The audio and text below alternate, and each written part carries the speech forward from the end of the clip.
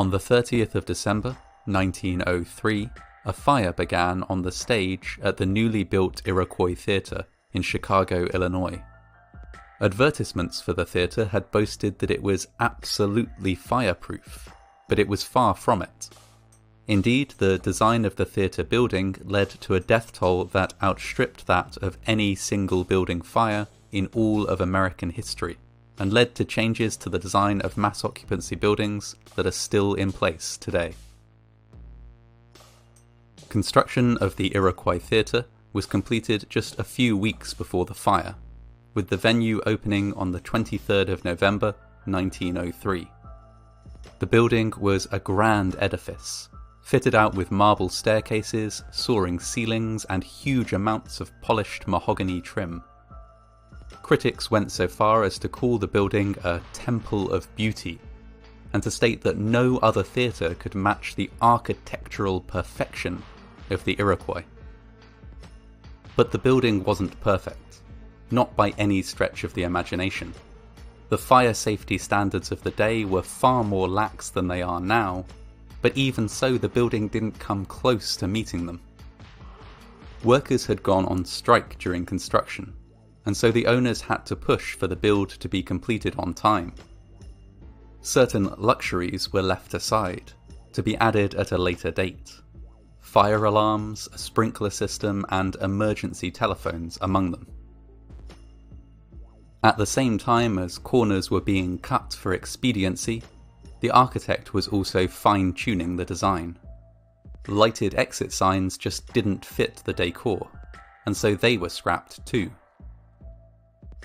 The vast majority of patrons, few of whom were likely to read the criticisms of the venue in Fireproof magazine, were largely unaware of any issues. They flocked to the Iroquois Theatre. Seating was offered on 3 levels, with a corresponding tiered pricing system. The cheapest seats were way up high in the gallery, far from the action and accessible only via a complicated series of narrow staircases and landings. Those who could afford a little more might plump for seats in the dress circle, which was accessed via the sweeping marble staircase in the foyer, or in the ground floor orchestra seating area, which was up close and personal to the action on stage. Of course, gates were installed between each level, and locked during performances, to prevent patrons in the cheap seats from sneaking down and taking open spots in the more expensive tiers. Even without the gates, theatregoers attending the 30th of December matinee wouldn't have been able to sneak a seat. The place was sold out. The Iroquois had a capacity of around 1,600 persons, but that evening it welcomed more than 2,000. So full was the venue that many patrons had to make do with a seat in the aisle, even if it did block access for others. The afternoon's show was a performance of the musical Mr. Bluebeard. This was a family-friendly production based on a French fairy tale, and had received rave reviews from critics. With school out, many of the patrons packing the Iroquois beyond capacity were children and their mothers. At around 3:15 p.m, as the stage lights were dimmed for a night scene, a spotlight arced and set fire to the top portion of a stage curtain. This tiny flame was visible to the audience, but innocuous enough for most people to write it off as an intentional special effect, just another bit of theatre. Behind the scenes, however, ushers were frantically trying to extinguish the flame. They attempted to do this using the only firefighting equipment in the building, a few small cans of Kill Fire, a fire-extinguishing powder that was really only intended for damping down domestic fireplaces. The powder just floated down to the stage, achieving nothing. Similarly, when they tried to beat the flames out with poles, they only succeeded in showering the stage with flaming debris. The stage manager tried to lower the fire curtain, which would separate the fire on stage from the audience and buy time for an orderly evacuation. Halfway down, the curtain hit a light reflector and jammed. No good. The flames climbed up into the area above the stage, took hold of the highly flammable oil paint and canvas backdrops that were suspended there, and bloomed. Smoke billowed into the auditorium, and a panic began. At this point, comic actor Eddie Foy, who was backstage, sensed impending disaster. His own child was in the audience, and he quickly ordered a stagehand to grab the boy and get out. He then ran out onto the stage. There, even as flaming bits of canvas fell all around him, he appealed for calm. He encouraged the orchestra to play to reassure the crowd, and reminded them that the theatre was, as the marketing materials claimed, absolutely fireproof. No sooner had he said this than a blazing swath of scenery crashed down onto the stage, sending the other actors fleeing in panic, some of them with their costumes aflame. The brief moment of calm was over. Chaos ensued. Crushes quickly formed around exit doors, some of which the audience simply couldn't open because of unfamiliar mechanisms. Escape was blocked in the gallery by those iron gates designed to stop patrons sneaking more expensive seats. Elsewhere, people crowded around ornamental windows that looked like doors, but which couldn't be opened. Patrons from the upper levels poured out onto fire escapes, only to find them narrow, icy, and in some cases unfinished. Many fell to their deaths while trying to descend, with those who fell later standing a greater chance of survival, as the bodies below would break their fall. Witnessing the developing crushes, and believing the claims that the theatre was fireproof, many chose to stay seated rather than risk being trampled to death. Within minutes, however, the flames on the stage had built to an inferno. As exit doors elsewhere in the building were opened, air flooded in, feeding the flames. A fireball rippled through the auditorium, destroying everything and everyone in its path.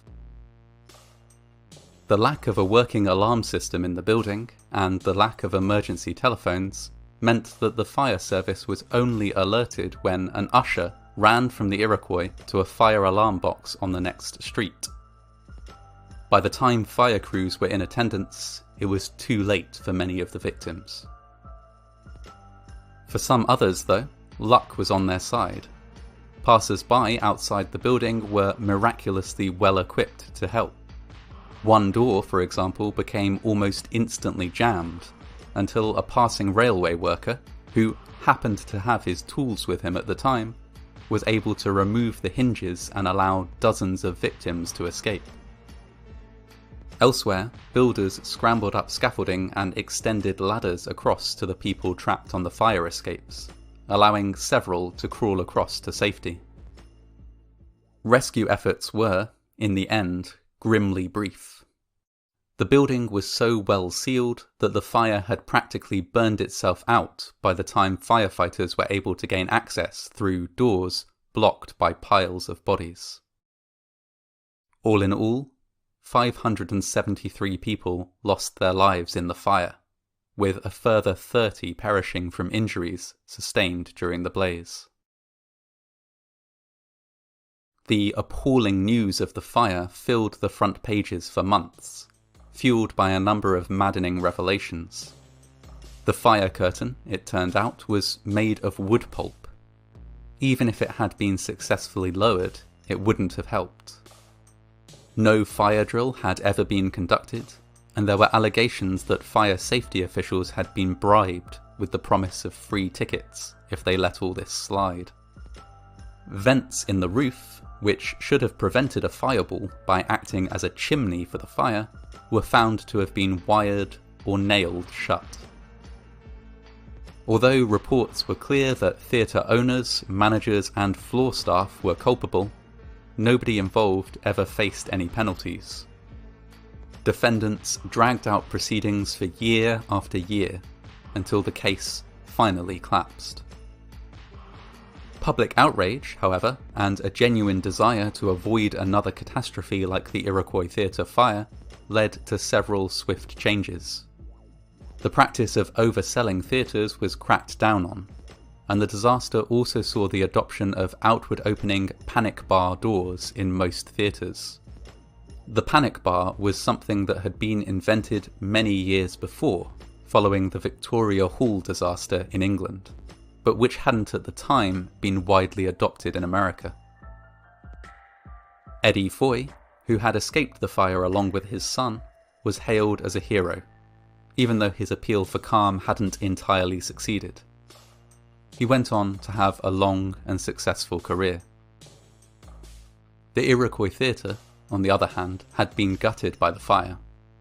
The exterior remained relatively intact, and so after much interior reconstruction, it was opened as the Colonial Theatre, which operated without incident until 1925, when it was demolished and replaced by the Oriental, known today as the James M. Nederlander Theatre. Though the Iroquois Theatre existed for just a few short weeks before it was destroyed, its legacy is visible to this day in the Nederlander and in every theatre across the country. Exit signs, fire doors, safety curtains, these things, now just an ordinary part of the everyday world, were not always so commonplace.